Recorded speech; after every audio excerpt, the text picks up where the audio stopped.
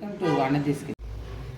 வாங்க இன்றைக்கி ஒரு காரக்குழம்பு ஒன்று செஞ்சு காட்டுறேன். இந்த காரக்குழம்புக்கு வெங்காயமும் தேவையில்லை, தக்காளியும் தேவையில்லை. இது வந்து புளி ஊறுகாய்ன்னு கூட சொல்லலாம். ஏறக்குறைய அதுக்கு ஊறுகாய்க்கு போடுற மாதிரியான இன்க்ரீடியன்ஸ் கூட போடுறேன்.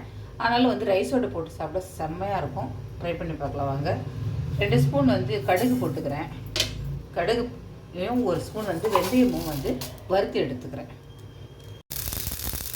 கடுகு வறுப்பட்டுடுச்சு. இப்போ இதை எடுத்துட்டு வெந்தயத்தை சேர்த்துக்கிறேன்.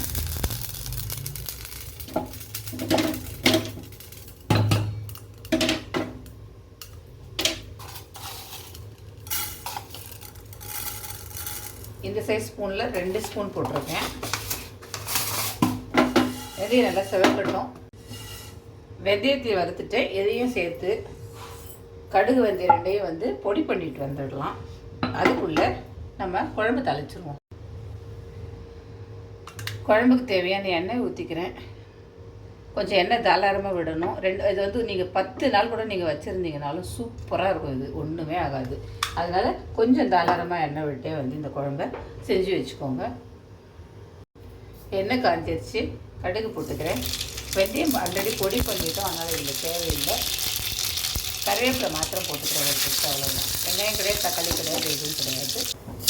ஒரு பெரிய எலுமிச்சம்பழ சைஸு புளியை எடுத்து கரைச்சி வடிகட்டி இதில் ஊற்றிருக்கேன். இப்போ இது தேவையான மஞ்சள் பொடி போட்டுடுறேன். குழம்புக்கு தேவையான மிளகாய் பொடி போட்டுக்கிறேன். 3 ஸ்பூன் வந்து மிளகாய் பொடி போட்டிருக்கேன். தேவையான உப்பை சேர்த்துக்கலாம். நல்லா கொதித்து அப்படியே பேஸ்ட் மாதிரி வரும் இந்த குழம்பு. உப்பு போட்டுக்கிறேன். செக் பண்ணிக்கோங்க. செக் பண்ணிவிட்டு குழம்பு நல்லா வந்து திக்காகட்டும். கொதித்து வெயிட் பண்ணலாம். இதில் காய் எதுவும் இல்லை, அதனால் ஒரு ராஸ்மெல் போகிற வரைக்கும் கொதிக்க வச்சா போதும்.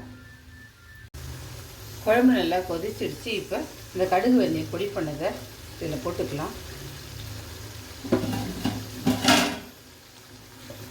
சும்மா ஒரே ஒரு முறை கொதிச்சதுன்னா போதும். அப்புறம் ரொம்ப கசப்பு வந்து ரொம்ப நேரம் கொதிக்க வச்சோம்னா அவ்வளோதான். வெங்காயம் கிடையாது, தக்காளியும் கிடையாது, பூண்டு கிடையாது, எதுவுமே இல்லாமல் இந்த காரக்குழம்பு செம்ம சூப்பராக இருக்கும். ட்ரை பண்ணி பாருங்கள். இட்லி, தோசை, ரைஸ் எதோடு வச்சு சாப்பிட்டீங்கனாலும் சூப்பராக இருக்கும். புளி காரக்குழம்பு ரெடி ஆகிடுச்சு. பிடிச்சதுன்னா லைக் பண்ணுங்கள், ஷேர் பண்ணுங்கள், சப்ஸ்கிரைப் பண்ணுங்கள். நன்றி, வணக்கம்.